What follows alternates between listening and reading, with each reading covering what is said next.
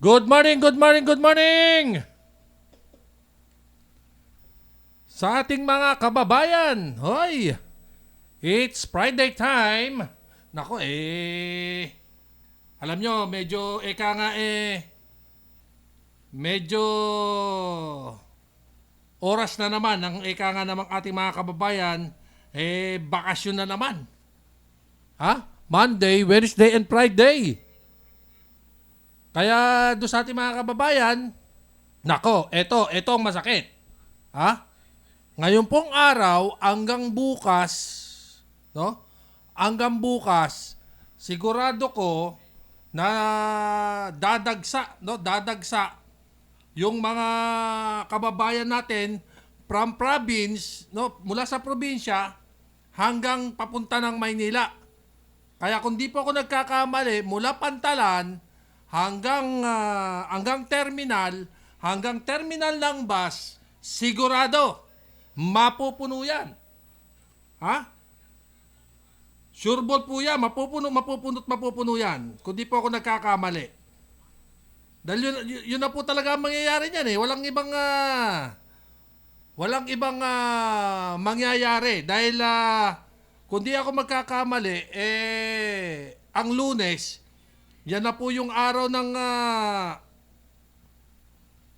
regular na pasok ng tao.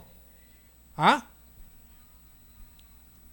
Regular na pasok ng tao. Pero bago yan, nais ko muna pong bumate. Batiin ko muna yung aming pong mga boss dito sa Elizalde Broadcasting. At syempre, si Fernan Hota po ang makakasama nyo sa loob ng 1 oras. At syempre, good morning sa aming boss, si Tita Mel Elizalde. At syempre, ang aming pong assistant from CAO na walang iba kundi si Sir Chot na makakasama ko sa loob po ng 1 oras na ngayon ay nandiyan doon. Busy sa technical room namin. Ha? Dahil sa aming pagbo-broadcast. But anyway, yun nga, sinasabi ko nga sa inyo, no? May karagdagan pa, no? Ha? Batiin ko rin po muna ang Pasay City Social Media Team, no? Ang Pasay City Social Media Team at syempre ang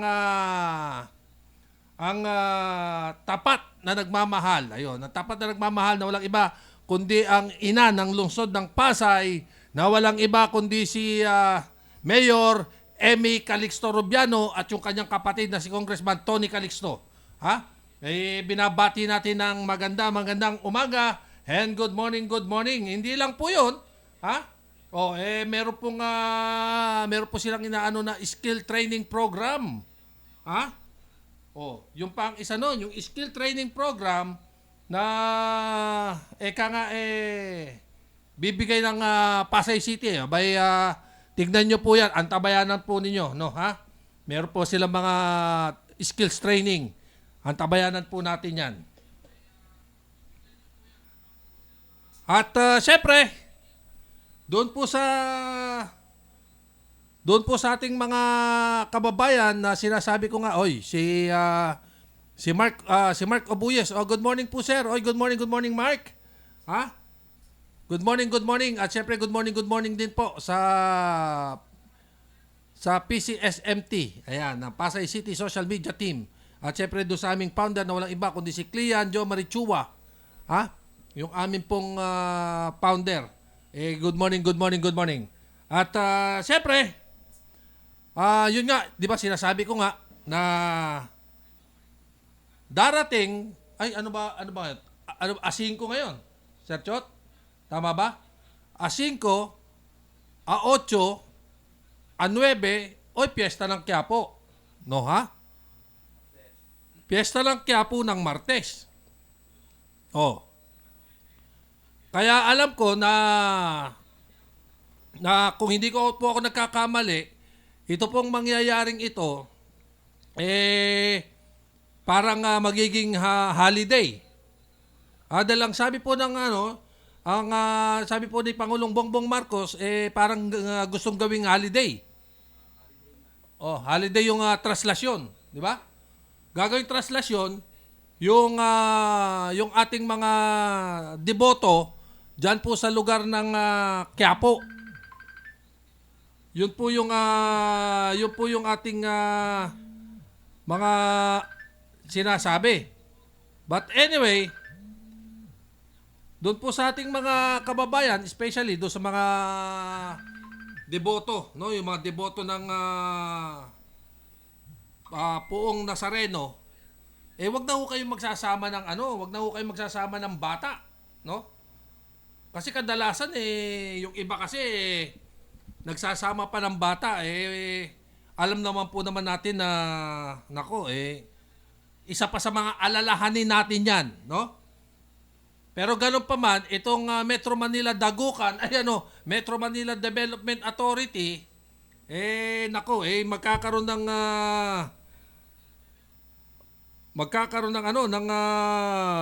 tinatawag na paglilinis do sa mga pagdadaanan ng translasyon. O ayun, by the President of the Philippines Proclamation 434 declaring Tuesday na January 9, 2024 ay special non-working holiday. Oh, ayun, non-working day. Oh, in the city of Manila. Ibig sabihin, dito lang sa Manila. Kasi alam niyo po mga kaibigan, dito po kasi pagdating ng translasyon, talaga namang isinasarado yung ilang mga kalye. So yun yung magiging dahilan para maging maayos. Pero sana naman maayos at mapayapa, no? Na maihatid, no? Pagkatapos ng translasyon at pag-ikot ng Poong Nazareno, sana po maging maayos, no? Maging maayos yung paghatid at pagpasok sa Basilika ng Quiapo, no? Doon naman sa ating mga debutante, alam mo, hindi po talaga ako kumbisido, kumbaga, no? Hindi po kasi talaga ako kumbisido doon sa sinasabing lalagyan ng salamin yung Poong Nazareno. Alam niyo, sa totoo lamang, hindi po ako naniniwala, no? Hindi po ako naniniwala doon po sa sistemang yon dahil yun pinakadelikado doon sa mga deboto. Kung lalagyan mo ng salamin at yan nadalit, nabasag, abay, malaking problema. No? Pero kung ako, hindi na lang. Kasi ang tradisyon ng ating mga deboto, abay, isipin nyo na lang po, di ba? Isipin nyo na lang yung ating mga deboto.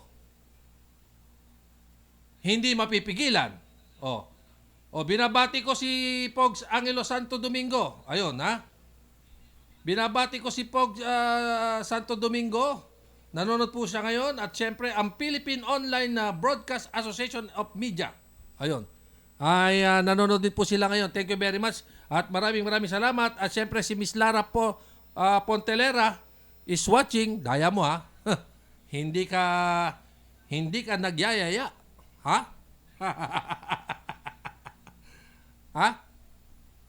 So sa ating pagpapatuloy, yun nga po yung sinasabi ko, no? Ang dapat talaga, alam mo, sa totoo lang, marami po kasing ayun, sabi ni Miss Lara, shout out Pontalera family, o yun, bro, ingat palagi. Ayun, thank you very much at maraming salamat. Ang mga ang mga naranasan ko, ito ibabahagi ko lang, no? Ibabahagi ko lang ho sa inyo yung mga karanasan ko nung ako pa'y dumadalo diyan sa translasyon na yan, no? Sa totoo lamang, ang dami po sa mga deboto natin diyan. Actually, hindi ko naman po sa nila lahat, no? Ang karamihan po kasi diyan, talaga nakikipiesta na lamang. No? At ang totoong nagdedeboto, yung mga totoong mga debutante diyan, yung pong mga humihila ng lubid, Hindi po yung mga pumapanik at pumupunas ng anumang bagay doon sa traslasyon. Ang totoo lang po talaga nagpapakahirap na mga mga debotante natin diyan, mga deboto natin diyan, yung pong mga nandoon mismo sa lubid. Yung mismong umihila, no? Yun pong mismong umihila sa traslasyon. Yun ang pinakamalaking hirap. Hindi lang po yan. Yung mga nasa likod na tumutulak sa karo ng Nazareno na halos tapakan ng mga taong pumapanik, nagtitiis po sila. No? Nagtitiis po sila, natapakan sila ng mga taong deboto para lang makarating doon po sa translasyon ng ating mahal na pong Nazareno. Ngayon, kung pagmamasdan ninyo dito sa aming programa, yan pong nasa screen namin, makikita ninyo, di ba? Ganyan po yan nung araw, ganyan talaga eh. Kung makikita ninyo, halos pag-agawan, no? Halos, punuin yung tao sa itaas ng translasyon. Binabati ko si Regional News Director Michael Dautil, ayun, ng Philippine Leader News Philippines. Binabati ko ng magandang umaga.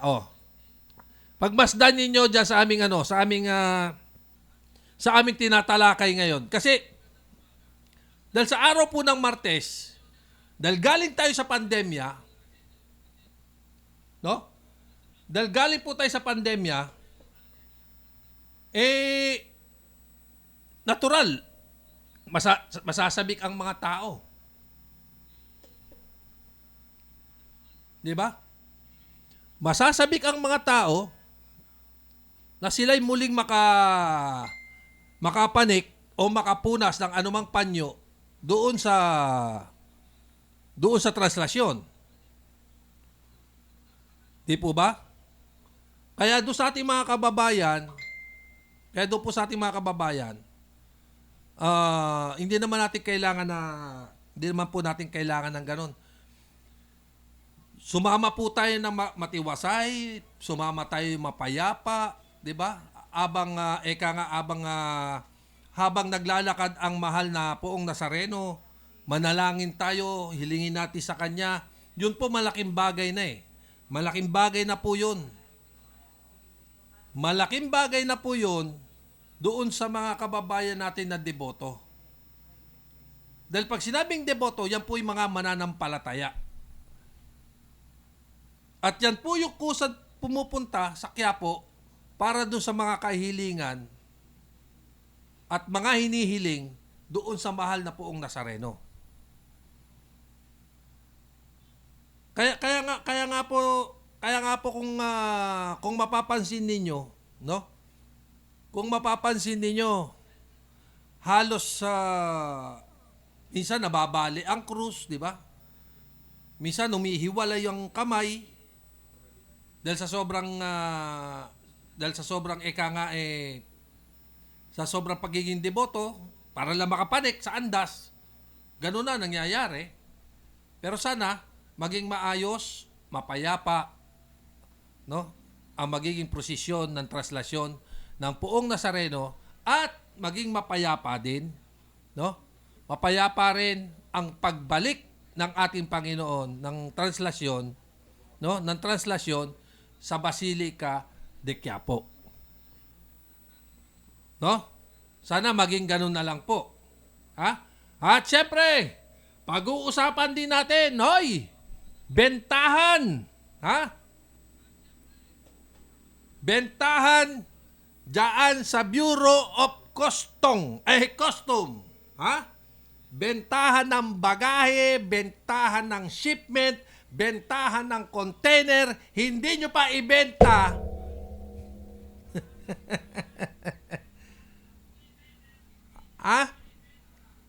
Kasi sa totoo lamang po, may tinatawagan kasi ako dyan sa custom.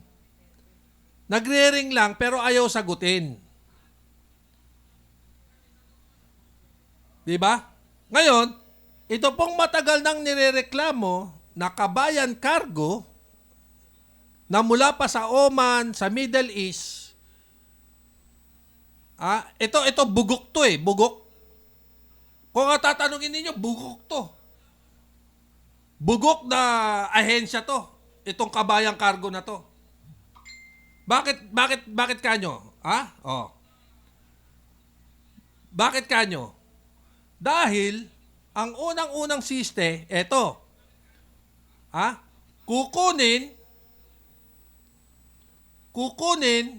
doon sa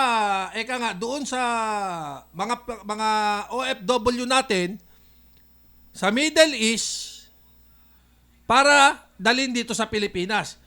Ito, makinig ka, Kabayan Cargo. Dahil ikaw matagal ka ng inirereklamo. Bago kunin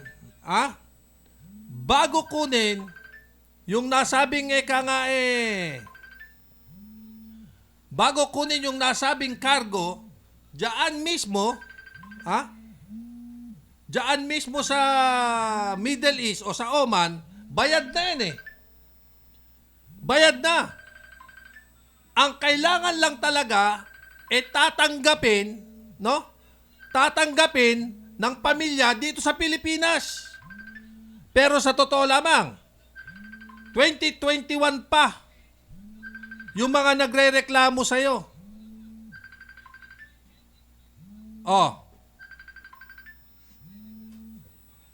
Noong 2021 pa, marami ang nagsasabi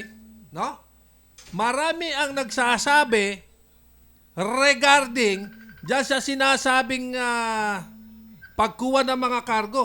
Saan mo ba pinagdadala? Ngayon, napag-alaman na yung mga cargo pala, nandiyan dyan pa sa loob ng Port Area Manila. Natural, tatanggapin niya ng custom. Ang problema, walang forwarder. Di ba? Walang forwarder, walang consignee. Sino ngayon ang maglalabas ng container? Tatagal ngayon ng panahon. Isisisi ngayon sa custom. Binabati ko si binabati ko nga pala yung pinakamagaling kong kaibigan, taga-custom yun Pero dati siya sa Davao. Dati siya sa Davao, si Mr. Lumundot. Ayun. Ganda ng apelido, di ba? Mr. Lumundot ng Davao. Yan, napakagaling na tao. Maayos magtrabaho, pero ano nangyari? Tinanggal sa Davao, nilagay sa sa Subic. Kung sino pa yung taong matino, yung pati pero ako isa lang inihiling ko. Sana maibalik si Mr. Lumundot sa Davao. Kasi, ang dami niyang magandang ginawa ron Sa totoo lang. Yun lang ang pinakamaganda ron. Balik tayo sa ating pinag-uusapan dito sa Kabayan Cargo. Ano nakalagay? Di ba? Ang ganda-ganda. Kabayan Cargo. Pre-delivery. Pre-pick up. Pre-wrapping. Pre-strapping. Pre-scam. Lahat pre-delivery, pre-pick up, pre-wrapping. Kulang lang to. Pre-scam. Di ba? Bugok. Yung door-to-door services mo. From Kauai to Oman, kung saan-saan lugar. Di ba? Ngayon, eto na nangyayari. Dahil sa walang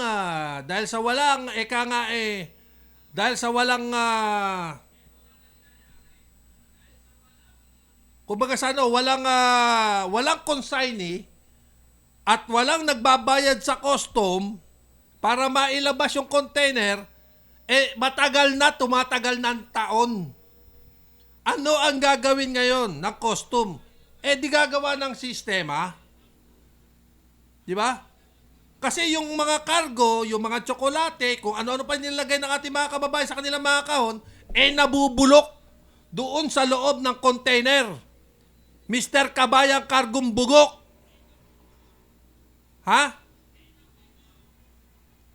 Ngayon, ano ang gagawin? Di ba? I-auction ngayon. Pero isa lang ang tanong din. Isa lang din ang tanong. Bakit kailangan i-auction ang nasabing mga container?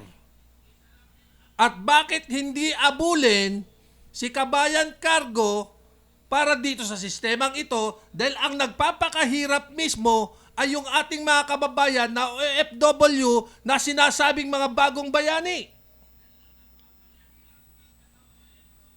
Oh, hindi ba? Dahil kapag kumuha ka ng isang cargo o ng isang kabayan box sa Oman o saan mang lugar, binabayaran na nilang full payment 'yan. Dahil alam kong hindi ka papayag na hindi mababayaran ng full payment 'yan. At dahil sasabihin mo, may shipping po kasi yan, isi-ship pa natin 'yan. Maraming dahilan, di ba?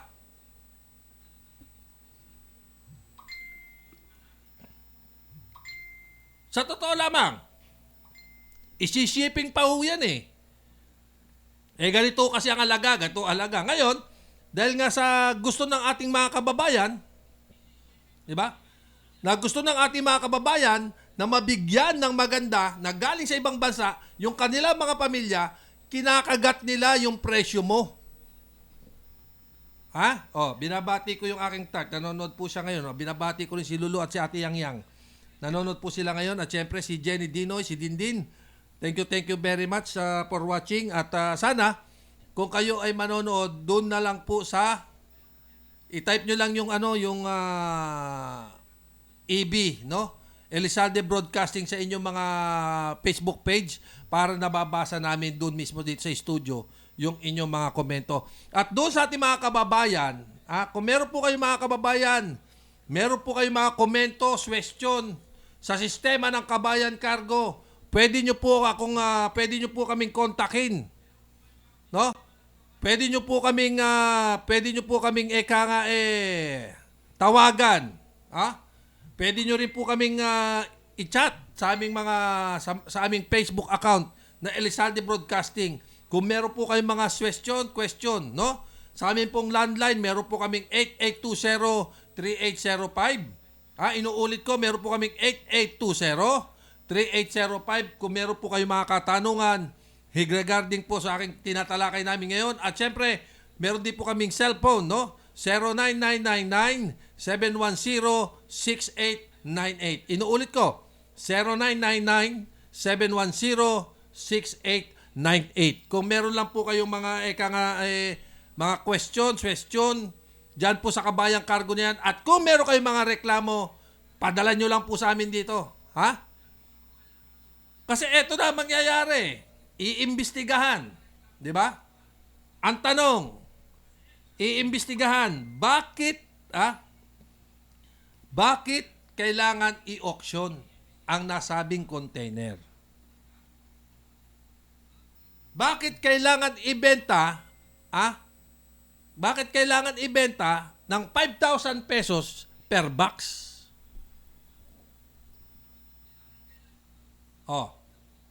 Pero sa totoo lang, mula sa ibang bansa papunta sa atin,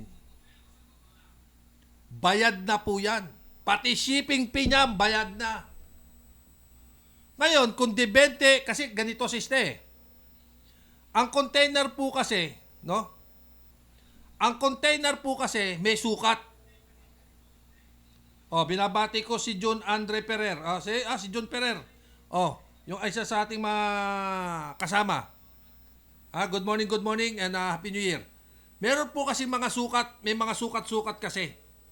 No? May mga sukat-sukat yung ating mga container. Merong di 20, merong di 40. Ngayon, yung di 20 po, meron pang medyo maliit. At yung 40, medyo malaki na maraming mailalagay ng mga kabayan box. Yung binabati ko yung aking pamangkin na si Kata Hota Nepomuceno. Ayun. Binabati ko yung aking pamangkin. Ang pinakamaganda kong pamangkin na si Kata. nanonood ngayon, it's watching. At binabati ko po ang Hota Clan dyan po sa San Roque, Marikina, yung aking mga kamag-anak na nandiyan dyan.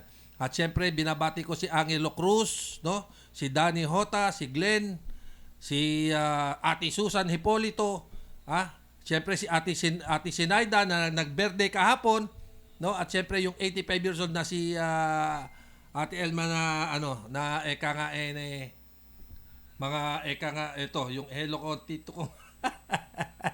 Binabati ko po ang Hota Clan. At syempre lagi ko pong ipapaalam sa inyo na yung pong reunion na ginanap nitong December lamang ng Hota Clan, yun po ay gagawin na taon-taon, no? At kung meron po kayong mga katanungan hinggil po diyan, pwede po kayong magtanong doon po sa aking pamangkin na pinakamaganda kong pamangkin na si Kata, para po kung sakali hindi po kayo malelate doon sa mga sinasabing reunion ng mga Hota. Okay? So balik tayo doon sa ating pinag-uusapan. Meron di 20, meron di 40. Kapag sinabing di 40, ibig sabihin malaki, mahaba.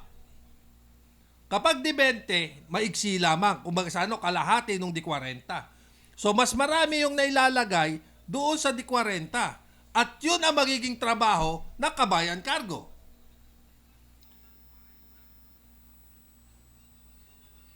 Ngayon, dahil nga sa mangyayari, kukuha, di ba? Kukuha doon sa sistema ng mga cargo, ilalagay sa container, sisiksikin pa yon. Sisiksikin pa po yun. Pagkasiksik nun, tsaka ipasishipment. Ngayon, etong tanong, paano makakarating sa Pilipinas at sa kanilang mga kamag-anak ang mga sinabing Kabayan Cargo, na sinabing mga Kabayan Cargo, na hindi mo alam kung ano na nangyayari dahil hindi nagbibigay ng impormasyon itong si Kabayan Cargo. At ang nakakarating pa, ang nakakarating pa sa atin, ito pala Kabayan Cargo, mukhang walang opisina dito sa Pilipinas. Ay di scam. At yung mga kababayan natin, di ba? At yung mga kababayan natin na nagtatanong,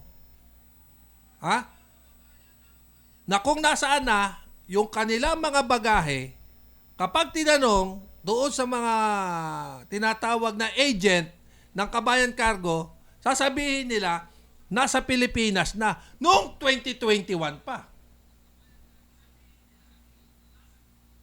Ano na ho ngayon? 2023, 2024, 2022. Yung tsokolate mo, lusaw na.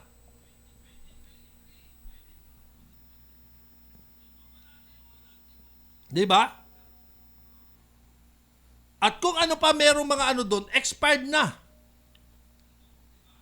Nakakaawa naman. Diba?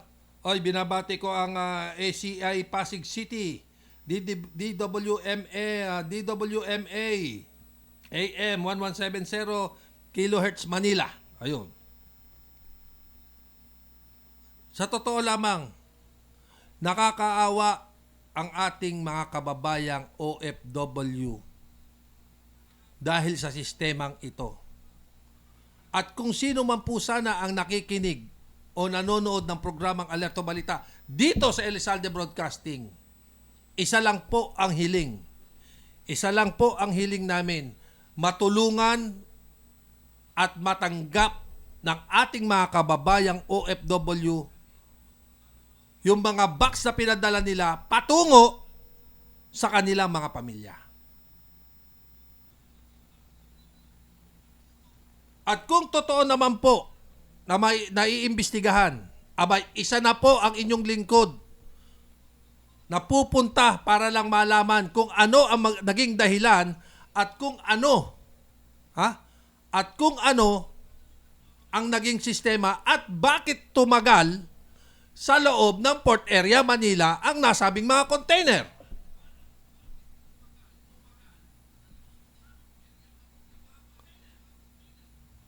Di ba? Hindi, alam nyo sa totoo lamang, hindi po, eka nga tinatawag na hirap, no? Yung hirap ng pag-iipon, hirap ng damdamin, hirap ng pag-iisip para lang maiangat ang pamilya. Pero, para lang mabigyan ng konting kasiyahan ang pamilya sa Pilipinas, bumibili ng kahit na ano-anong bagay sa ibang bansa at inilalagay sa kahon na alos pag-ipunan ng isang taon. Di ba? Pag-ipunan ng isang taon para pagdating ng December, maipadala sa pamilya at para magkaroon ng konting kasiyahan sa matatanggap na galing sa kamag-anak sa ibang bansa. Ha? Binabati ko yung isa sa mga kasama natin, si Billy David. Oy, nanonood po siya ngayon, ha? Nanonood po ngayon, sabi ni Billy David, ayos. Oh. Yung sinasabi ko po, totoo yan. Realidad yan eh. Isang taon. Ha? Kung ako yung OFW, kung ako po yung OFW at nagpunta ko ng, let's say, Oman, paglapag ng eroplano, sa loob ng isang buwan ng aking pagtatrabaho, nag-uumpisa na po akong mag-ipon. Nag-uumpisa na po akong mamili. Uy, bagay ito sa kapatid ko. Uy, tsokolate para sa tatay ko. Ay, mga delata para sa nanay ko. Ay, gamit sa bahay para sa amin. Di po ba? Tapos wawalang yain ka lang ng Kabayan Cargo? Bugok! Di ba? Bugok na Kabayan Cargo.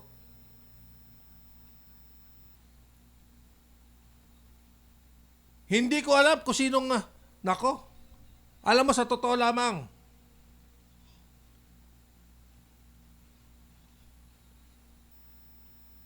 kasi lahat ng mga gusto mo para sa pamilya gagawin mo. 'Di ba? Ibibigay mo para lang sa isang kaunti at maayos na para sa kasiyahan ng iyong pamilya. Oy, binabati ko si Capchito De Costo. Oy, nanonood siya ngayon, ha? Oy, thank you very much. At si Johnson Bernardo, ang pinakapoging lalaki. Ha? Ay binabati ko at Happy New Year, ha? Happy New Year din kay Capchito De Costo. Ha? Thank you, di ba? Kaya nga po yung pinag-uusapan natin ngayon. Realidad para doon sa mga taga OFW na nagpapakahirap sa ibang bansa. Na sinasabi nga ng ating Pangulong Bongbong Marcos, mga bagong bayani. Na bagong bayani na winawalang niya ng Kabayan Cargo. Di ba? Ang linaw. Kaganda. Bugok na Kabayan Cargo.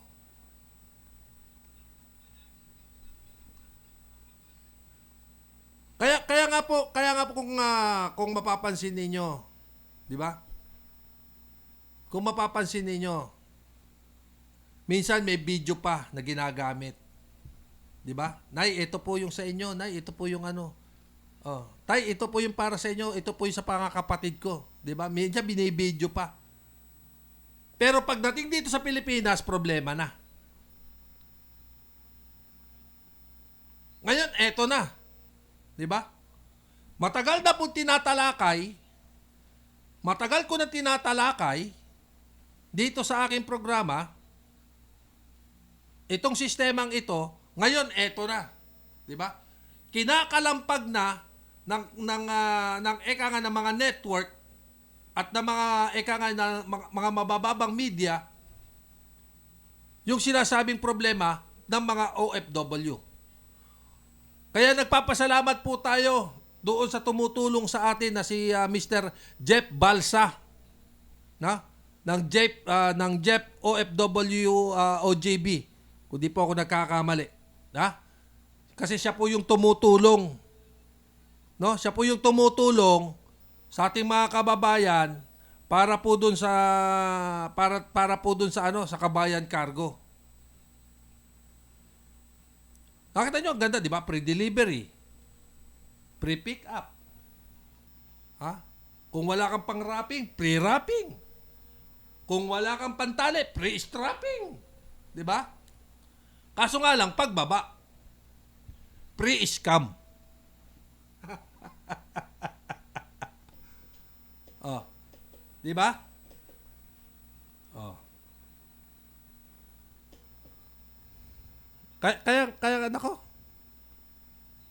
Pero kung ako sana ay mabigyan ng pagkakataon at meron pong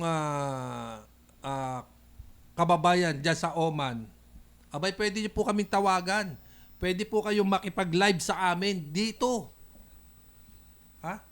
Pwede po kayong makipag-live sa amin dito sa Elizalde Broadcasting para dyan sa Kabayan Cargo na yan. Para malaman din natin kung ano ang gagawin ng Kabayan Cargo. At kung meron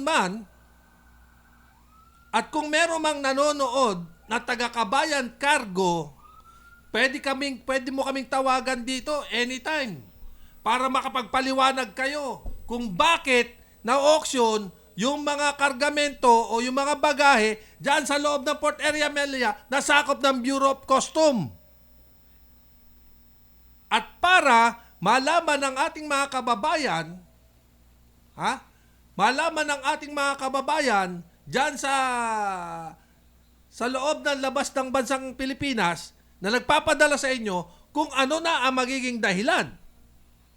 At kung bakit hindi natatanggap up to now na 2024 na, hindi pa natatanggap ng kanilang mga pamilya ang nasabing bagahe.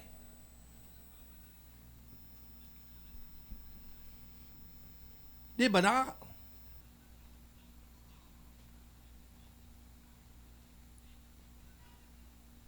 Kaso nga lang, alam mo dito hindi ko naman po sa hindi ko naman sa nga baka sabihin ninyo, si Kapernan lagi nalakot, hindi po, no? Sinasabi ko lang po yung katotohanan. Si Kapernan naman lagi kami tinitira. Sinasabi ko lang po yung katotohanan para doon sa mga kababayan natin na nagpapakahirap, na pawis at dugo ang puhunan, nagpapakaalila, di ba? Nag-aalaga ng hindi nila anak, di ba?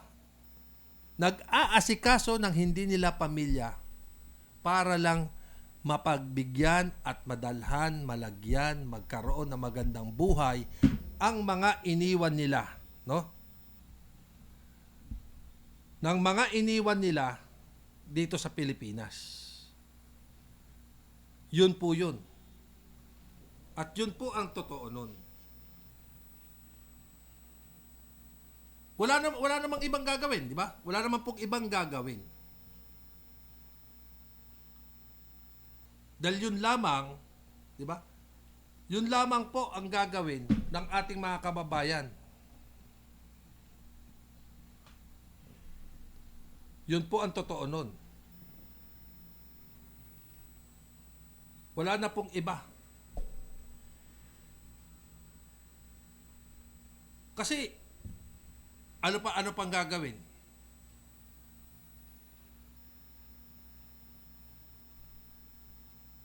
Pumasok na masukan bilang isang OFW. Tapos, ang kontrata, di ba? Ang kontrata 2 taon. Minsan, sumosobra-sobra pa.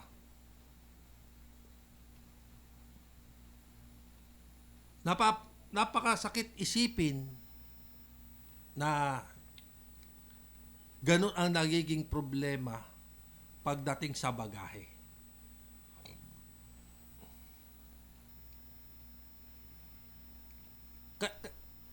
Kaya isa lang ang dapat gawin ng Kabayan Cargo at sa custom. Bigyan ng pansin, tulungan ang OFW, kasuhan ang dapat kasuhan, imbestigahan ang dapat imbestigahan. Wala na pong iba gagawin. Upang magkaroon ng hustisya sa mga bagahe na kinuha ng Kabayan Cargo. Binabati ko yung si Carmelo Hota. Nanonood po siya ngayon. Ayun. Thank you for watching, Mel. Maraming salamat. Pasensya na kayo, medyo na-high blood ako. Na-high blood ako dito sa sabi nga aking tart, nakaka-high blood na ang ganyang usapin. Nakita mo? Sa totoo nga lang po Sa totoo lang. Nakaka-high blood. Sa totoo lang. Ang ganitong usapin. Bakit ka hindi ka ma-high blood? Dito lang sa Kabayan Cargo, ma-high blood ka na 'di ba? Inuulit ko po, no? Inuulit ko po ang Pasay City po, no? Ang Pasay City sa pamumuno po ng ina ng lungsod na si Mayor Emmy Calixto Rubiano at yung kanya pong kapatid na si Tony Calixto, meron pong skill training program. Ayun, meron po silang skills training program. Ayun, ang tabayanan lang, nasa munisipyo lang po yan. At syempre, ang Pasay City Social Media Team at yung Tapat Kang Paglilingkuran. Ayun, yung pong Mayor Emmy Support Group. Ayun, MESG na sinasabi. Meron po silang skills training program. Antabayanan nyo po, dyan po sa munisipyo ng Pasay City. Yan. Yung ating pong itong si Mayora, masipag to. Sabi niya, dati basag o sira nang dumarating. Buti pala yung kesa sa wala. Ano yun? Dati, basag o sira nang dumating, buti pala yun kesa sa wala.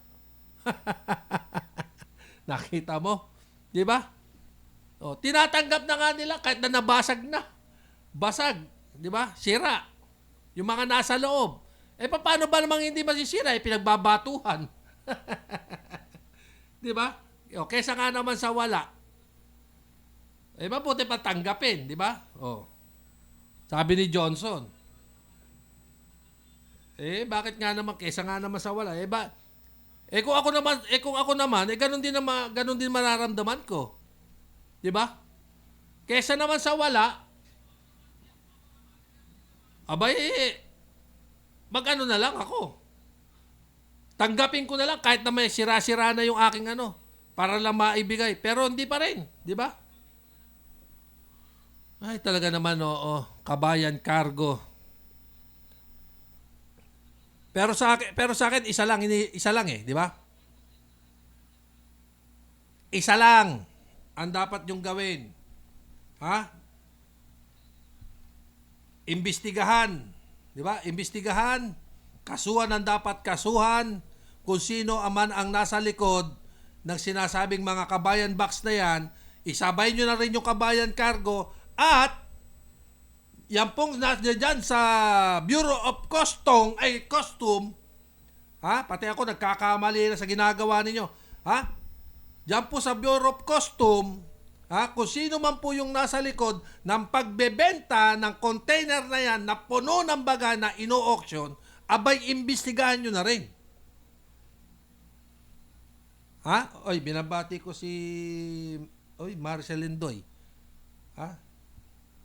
Is watching. Nanonood po siya ngayon. Thank you very much. Ganun lang wala namang ibang gagawin Imbestigahan, kasuhan kung sino ang dapat kasuhan.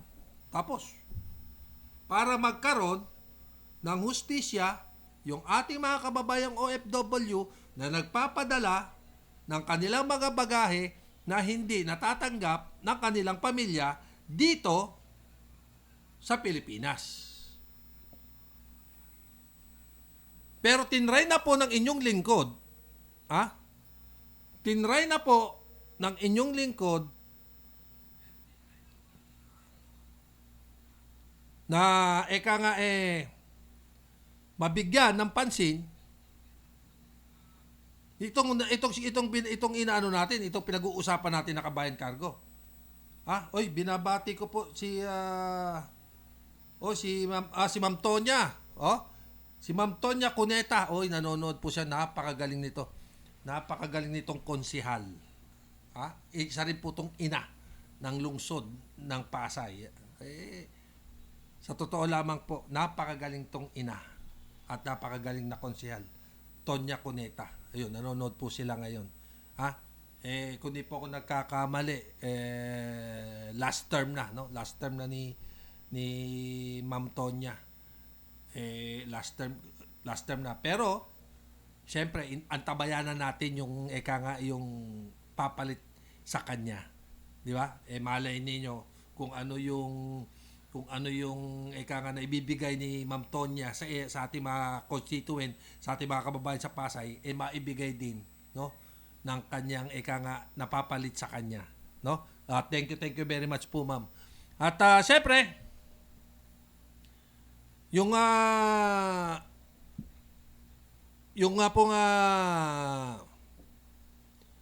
yun pong sinasabi natin na dapat lang tanggapin, no? Yung dapat na matanggap ng ating mga kababayan na OFW at mabigyan po ng hustisya para doon sa mga box na kinuha ng Kabayan Cargo.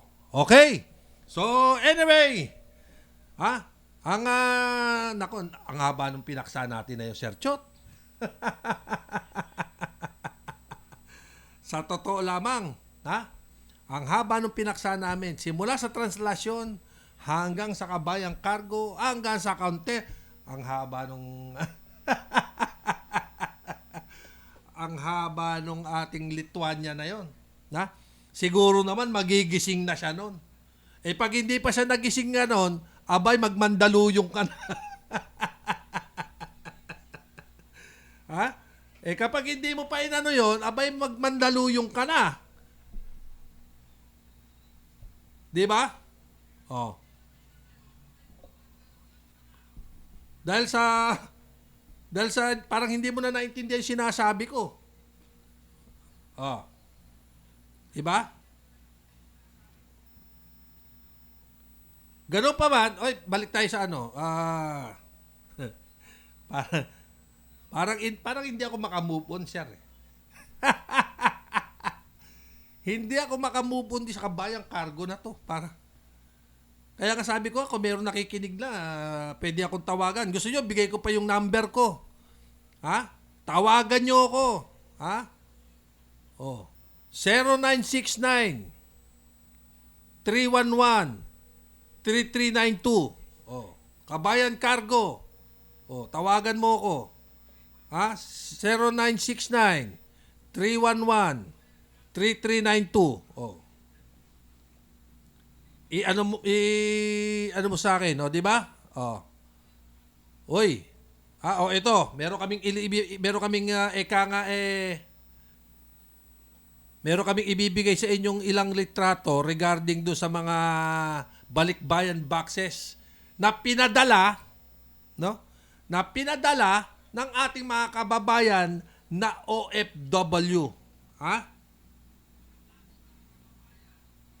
Sabi nila na stuck na kumbaga sa ano, stuck na.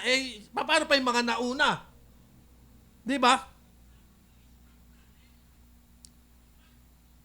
At syempre, sa akin pong bago po ako tuloy magpatuloy, batiin ko lang muna, batiin ko na lang muna yung aking isa sa mga tumutulong sa atin. Yan, tumutulong sa atin na walang iba kundi si Aljon Flores. Yan. Si Aljon Flores at si Engineer Flores. Alam mo, itong mga taong ito, maraming natutulungan, no? Maraming natutulungan sa ating mga kababayan, no? Lalo-lalo na kapag nagpapadala po sila yung pong nakikita ninyo sa picture na eka nga na na binibigay ko, lalo-lalo na dun sa mga nasa kalye, yun po ay galing kay Aljon Flores at saka kay Engineer Flores po ng Pangasinan. Ha? Mabuhay. Yan, magagaling na tao. Super mababait. Yan, kung inyo po makikita, di ba? Kung inyo po makikita, yung mga cargo na yan, na sinasabing stock na, much more pa yung mga nauna. Di ba? Kung yung nakikita nyo sa aming screen na yan, na alos nakita nyo, hindi mabuhat-buhat ng isang tao. Di ba? Ang lalaking kahon yan na naka-stock. Much more pa yung mga nauna. Paano pa yung mga hindi na nakukuha talaga? Yung mga sinauna pa, yung mga nauna-una pa, let's say mga 2021 pa. Na hindi na nila, na hindi na